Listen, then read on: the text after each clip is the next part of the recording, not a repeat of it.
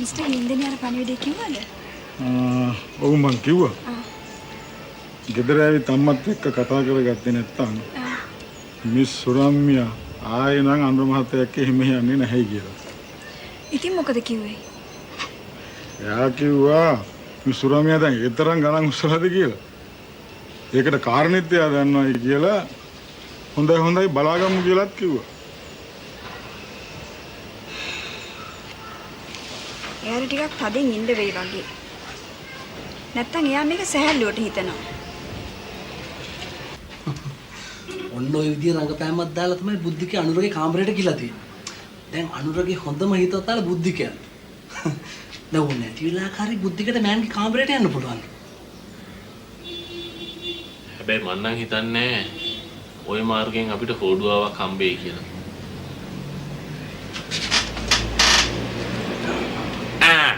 Robert මහත්තයා ඉන්න වාඩි වෙන්න.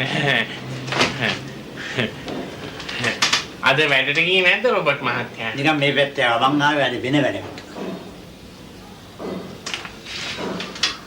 තාත්තේ? ඔව්. මේ අංකල්ට කොහෙන්ද වික් එක? අලුන්ගේ වික් වලින් වැඩක් නැහැ. සල්ලි දෙලා වික් එකක් ගත්තා, ඉන්නේකුත් ගත්තා. තාත්තා මේ මොනවා තාත්තේ කරන්න යන්නේ? කුත් නෙමෙයි සියලා තලා ගෙදරට යන්නේ. එතකොට මේ වික් එක වෙනන්න මම මේ ආවේ. ඉදිරින් හැම වෙලාවකම මට ළමයි දෙන්න මතක් වෙනවා. පෝස්ට් ගාලා යනවා. ඉවසන්නේ බැරි නිසා තමයි මේ ආවේ. මට පේන්නේ ළමයි දෙන්න විතරක් නෙවෙයි වගේ මතක් වෙන්නේ. තාත්තේ මේ කරන්න යන වැඩේ මාට්ටු වුණොත් මට මෙහෙනුත් යන්න වෙයි. මං කොහොමද ඒකට මගේ රාජකාරිය කරගන්නේ? එක දවසක් එහාට යන chance එකක් දෙන්න. නැත්නම් විකේට දුන්න සල්ලිත් අපරාධ. මේ ඉන්නට දුන්න සල්ලි. මොකද කීර්ති කරන්නේ? අපි එක chance එකක් දෙමු. ඒතර කොහොමද රොබර්ට් කාර්යය වුණාත් ගන්න? මං කියන්නම්. මං දැම්මම ගිහලා රේමොන් අල්ලගෙන මග රැකලා ඉඳන් රොබර්ට් කොහොම හරි අල්ලගෙන කොහාටද ගෙනියන්න. හා? අපි මේ හැමදේම කරන් හිටියේ මේ අංකල් ගැන දුක හිතිලා. ඔය ළමයාට මගේ දුක තේරුණා.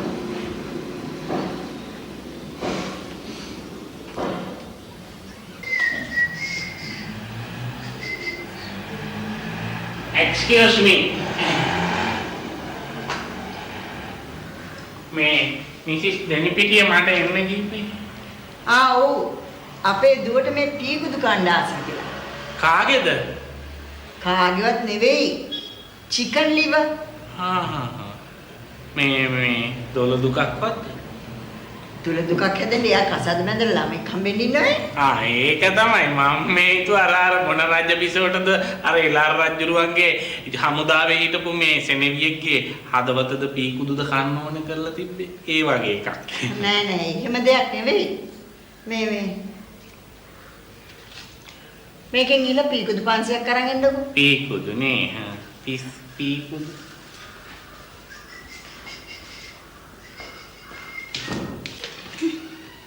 දැක්කද එමිනේ කතා කරපු හැටි? කතා කරන්නවත් දන්නේ නැහෙනේ. ඔයා ඕවා ගණන් ගන්න එපා. ළමයා එච්චර හිතලා නෙවෙයි කතා කරුවේ. මට නම් ඔය මිනිහයි අර නාට්‍යකාරයයි දෙන්නම පේන්න බෑ. මන් දිහා බලන්නේ හරියට නිකන් මං මොනාරි ලොකු වැරද්දක් කළා වගේ. හරිම සැකෙන්. මොකද ඒ ඔයාට පේන හැටි. මට නම් ඒ ළමයි දෙන්න තමයි මෙතන ඉන්න හොඳම දෙන්න. තාත්තද කලින්ම ඇවිල්ලා? අය සෝට් ලිවරක් දාලා. මේ කරුණා කියලා වැඩක් තියෙනවා. ඉතින් තාත්තා කිව්වේ මේ මාසෙට තියෙන ෂෝට් ලිව් ඔක්කොම ඉවරයි කියලා. මං කිව්වා ඈ මේ ළඟකදී ඉඳලා දිනවට මේ අමතක වෙන ලෙඩක්. ඉතින් ඔකට බෙහෙතක් ගත්තා නම් හරිනේ තාත්තේ. ඒ බියද ගන්න තමයි හැදුවේ කවුරු සැට්ටුන්නේ.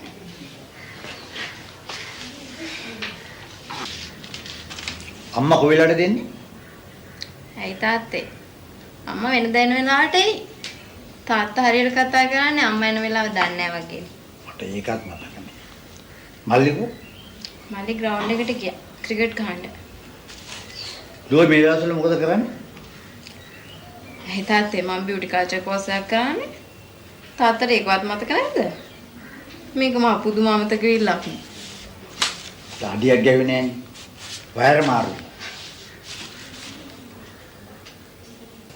මම මේ පටන් ගන්නද? බයි හිටපන් කෑනුක වැඩි පටන් ගන්න බිකෝස් මේක බේකරියක් කියලා. මේ අන්න මෑන් එනවා. මං ටෝක් එක දාලා මෑන්ව බා ගන්නම් ආ. බලපංක ඉන්න. පිටකොටුවන් තිය බෝගා වගේ. හලෝ රොබර්ට් මාත්‍යෝ. මාව මතකද? ඒ මතක නැද්ද ත්‍රියේ මල්ලි? අද කොයිවත් සෙට් වෙන්න ගියේ නැහැ. ගෙවල් ළඟ මලගයක් තියෙනවා. ඒ ගිල්ල සෙට් වෙනවා. මේ ගෙදර යවන්න දෙපා ගියොත් මාට්ටුවේ. ඒක තමයි. මේ රොබර්ට් මාත්‍යෝ මල ගෙවල් වල ගියා වගේ නෙමෙයි. අපේ ගෙදර තියෙන අද නියම පාටියක්. හොඳත් අද පොරවල් ටීකුත් සෙට් වෙනවා. එන්නක යන්න මාත් එක්ක. මල්ලත් එක ගියාම කරටේ කැඩෙන්න ගන්න වෙනවනේ. ඒකට මට ගෙදර යන්න වෙන්නේ හරි හරි එහෙම වෙන්නේ අද. මොකද රොබර්ට් මාත්‍යට ඇති වෙනකොට නවත්තන්න. මං ගෙනල්ලා බස්සන්න. මේ අංකල් යංකෝ අංකල් අපිත් එක්ක ගිහලා පොඩ්ඩක් සෙට් වෙමුකෝ. අපි ආසෙන්නේ අංකල් වගේ මේ පැරණි කෙනෙක්ගෙන් පැරණි රසායනික දෙක තුනක් අහගන්න. යංකෝ පිළිවෙලකට. මම ගෙනල්ලා දාන්න උනේ. ෂුවර් මොනවද එකට. කියන්නේ? මොනවද මේ කියන්නේ? නගින්න. ඇන්තනි ඈට එන්න. නගින්න. මාත් යන්න මැද්දට.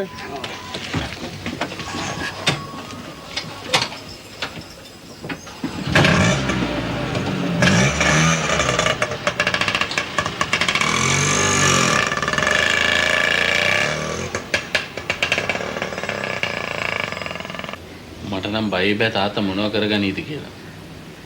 නිකන්වත් රොබර්ට් කාර්යයක් විතර ආවොත් නෑ නෑ. රේමන් ඉඩ දුන්නත් බුද්ධි ගැන රොබර්ට් කාර්යයට එන්න කොහොමවත් ඉඩ දෙන්නේ නැහැ. ඒක මට විශ්වාසයි.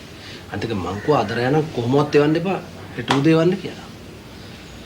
දන්නවනේ තාත්තගේ හැටි. තාත්තා බැරි වෙලාවත් වැරදි විදියට හැසිරෙන්න ගිහිල්ලා සියාලට සැක හිතුවොත් අපි ඉවරයි.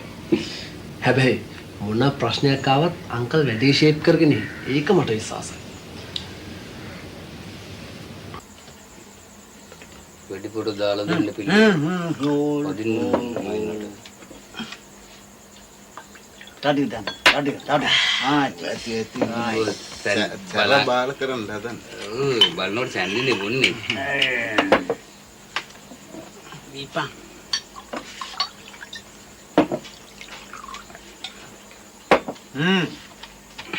චා. එඩක්. මයු. බයිට් එක ඇදෙන් ගියානේ. ගියාද? බයිට් එක ගියානේ. ආව කණ්ඩ. බයිට් එක ගියා. විතරලා දෙන ඇස්ට්‍රික් විතර මොකක් හරි කරු. හයි. මොකක්ද අනේ මේකේ තේරුම? කොහෙවත් මිනිස්සේ කුසලෙන් ගෙනල්ලා බොණ්ඩ දෙනවා. බයිට් හදලම මගේ අතත් පැටරි දෙනවා. හැබැයි මම මොලේ අමාරුවක්ද? ඔයාට මේවා තේරෙන්නේ නැහැ. ඒ මිනිහා ඕම හිටියට හොඳ දේපලක් තියෙන මිනිහෙක්. කාත් කවුරුවත් නැහැ. ඉතින් හොඳට කණ්ඩ බොණ්ඩ දීලා තියාගෙන හිටියොත් ඒ බූදලෙන් කොටසක් අපිටත් අයිති වෙනවා. ඒකනේ මම මෙහෙම සලකගෙන ඉන්නේ. එහෙමනම් මම තව ඔම්ලට් එකක් හදන්නද? පිටර 3ක් විතර දාලා. එතකොට කොලෙස්ටරෝල් වැඩි වෙලා මිනිහ ඉක්කොලම මැරේ. අන්න හරි. එහෙම තමයි ඉන්නේ. එහෙනම් ටක් ගාලාද? එන්න. මොනවද යා කියන්නේ? ඒ මිනිස්සයාට හෙන්න බූදලයක් තියෙනවලු. උරුමකාරයෙක් නැහැලු. හොද්දට කණ්ඩ බොණ්ඩ දීලා ඒව ලියා ගන්නලු ඔය හදන්නේ. ඒ මිනිස්සයා මැරිච්චාම ඒ දේපල ඔක්කොම අයිති අපිටලු. එහෙනම් ඔය උරුමස් කෑල්ලකුත් බාගෙට බෙදලා දීහන්. බඩේ අමාරුවක් හැදුනොත් බඩ ගිහිල්ලාම තමයි මැරෙන්නේ. පුතා ක්‍රිකට් ක්‍රීඩාවට වගේම ඉස්කෝලේ අනිත් වැඩවලටත් උනන්දු වෙන්න ඕනේ. සනත් ලකුණු 100ක් එකතු කරගන්නවා වගේ පුතා ඉස්කෝලේ හැම වැඩකටම ලකුණු 100ක් ගන්න බලන්න ඕනේ. හරිද? පුදුමයි ළමයෙක් ළඟට කරගෙන උපදේශයක් දෙනවා. හෙට ඉර බස් දාහිරින් පාරේ. වෙනදා නම් තාත්තා මගේ ඔළුව අත ගන්නනේ බීලා ආපු දාටනේ. අද හොඳ සීජෙන් ඉඳගෙනත් ඔළුව අත ගන්නවා. හැමදාම ඔහොම ඉන්නවා නම් කොච්චර හොඳද? බලන්න මොකද තියෙන මනුස්ස පෙනුම. වෙනදට තාත්තා ගාව ඉන්නවත් බෑ. හරි ගඳයි. හැමදාම කොහොම ඉන්නකෝ තාත්තේ. ෆුල් ට්‍රයි එකක් දෙන්න. මොකද අද තමයි මම මෙහෙ ඉන්න අන්තිම දවස්. මොකද්ද කියන අවකපෙන කතාව? අද රැ විතර ඉන්නේ කියන්නේ? ඇයි? ඔයා හෙට කොහේ යන්නද? මං යනවා හිටපු තැනට. මොකද්ද කියන මූසල කතාවේ තේරුම? ඇත්තටම ඔයා මීට වැඩි හොඳයි බීලා ආවන. එතකොට ඔය වගේ කතා කියන්නේ නෑනේ.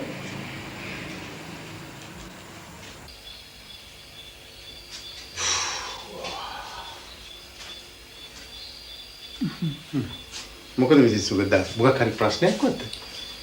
නෑ මේ අපේ මහත්තයා උදේ ගිය ගමන් තාම ආවේ නෑ. මම ඒකයි මේ කල්පනා කරේ.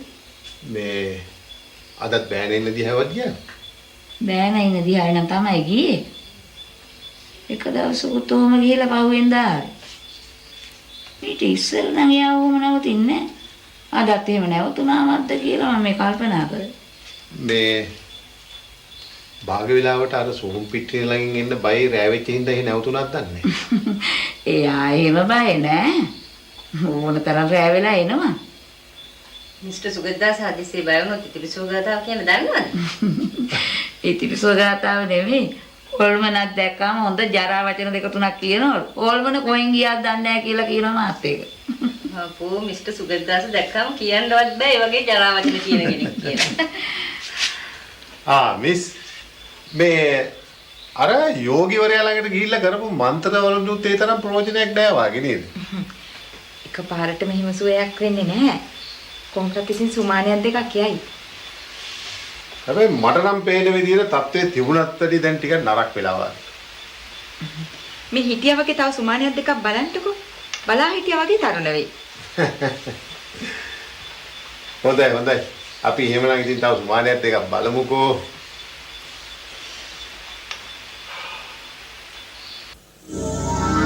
මට වහදීලා මාව මරලා උඹට නිින්ද යන එක තමයි පුදුමේ.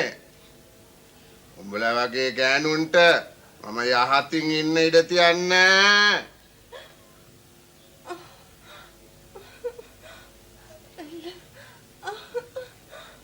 මගේ බෙල්ලා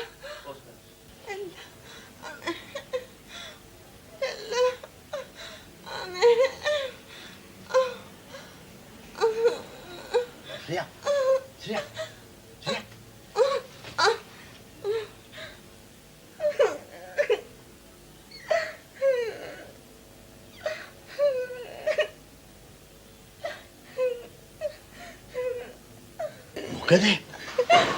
මගේ බෙල්ල මිරිකුවා. කවුද? ඩග්ලස්. ඩග්ලස් මොකද ඔයාගේ බෙල්ල මිරිකන්නේ? මේ හීනයක්නේ. හීනෙන් බයලානේ කෑ ගහන්නේ. නෑ හීනෙන් නෙමෙයි. මං කරපු අපරාධෙට ඩග්ලස් හොල්මනක් වෙලා ඇවිල්ලා මගෙන් පලි ගන්න හදනවා. මොකක්ද ඔයා කරපු අපරාධ? මම තමයි ඩග්ලස්ට වහ දුන්නේ. ඒ මොකටද? අනිත් එක්ක ඩග්ලස් යාළුනාට පස්සේ අපේ ගෙදර එන එක නැවැත්තුවා. මං ඒ ගැන හිම හිත වේදනාවෙන් හිටියේ. මං එයාට එදා බල කරලම කිව්වා එයාටත් අපේ ගෙදර බොන්න එන්න කියලා. එයා ආපු වෙලාවේ කාටත් හොරෙක් මං එයාගේ වීදුරුවට වහ දැම්මා. ඔයා මේ ගැන කාටවත් කියන්නේ නැහැ නේද? ඕනේ. ඔයාගේ රොබර්ට් එක කාටවත් කියන්නේ.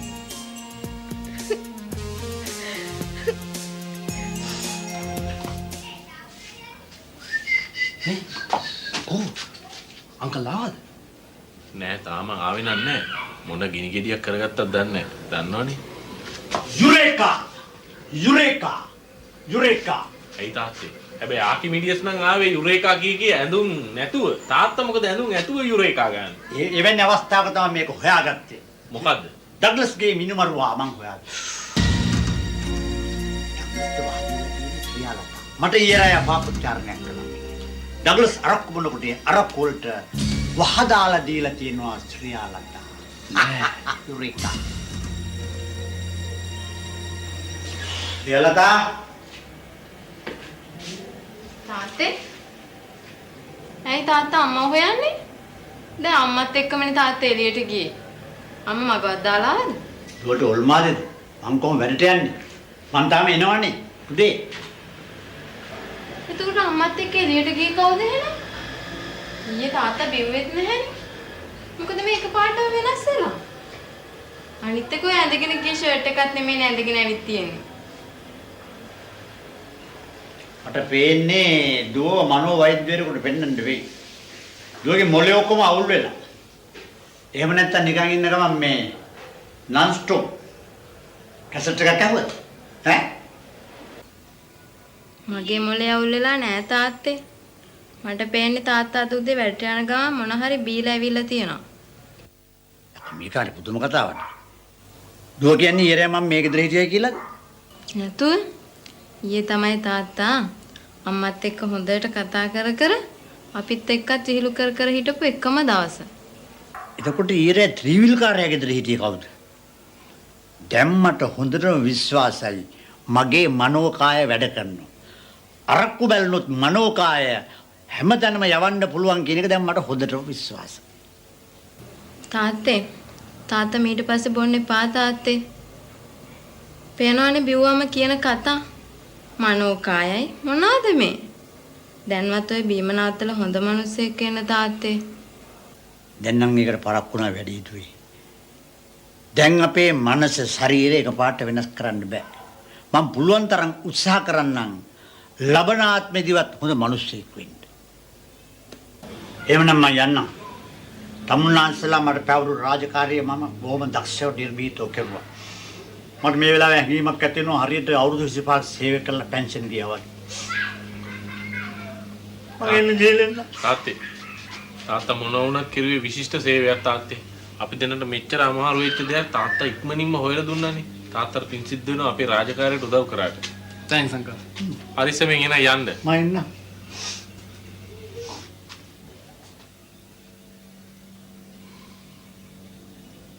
මිනිහා ගියාට ඔය ෆ්ලැට් එකේ හිත තියලා යන්නේ.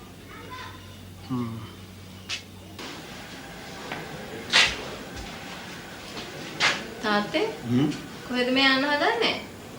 කන්තෝරුවෙන් පරක් වෙලා තමයි. ෂෝට් ලිව් එකක් දාන්න. ඒක කොහොමද යන්න ඕනේ අද ඇඩ්වාන්ස් දවසනේ. Mind.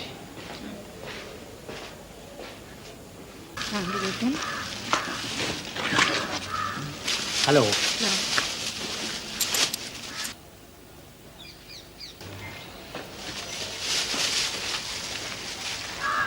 Good morning, Mrs. Denipitia. Good morning.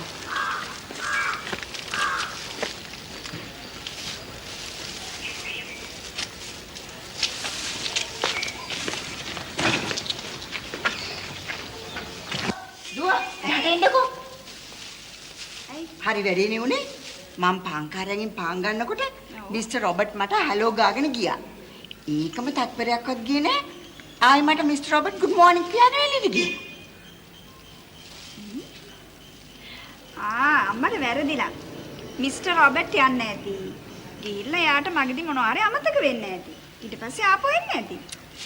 නෑ දුව එයාම තමයි ගියේ. අනේ මන් දන්නේ මට 40 සැඳිරියද කියලා. ඉක්මනින්ම කන්නඩි කුට්ටමක් ගන්න බි. එක්කෙනා දෙන්න වගේ පේනවා. මේ පාන් ටික ඇතුළට අරන් යන්න.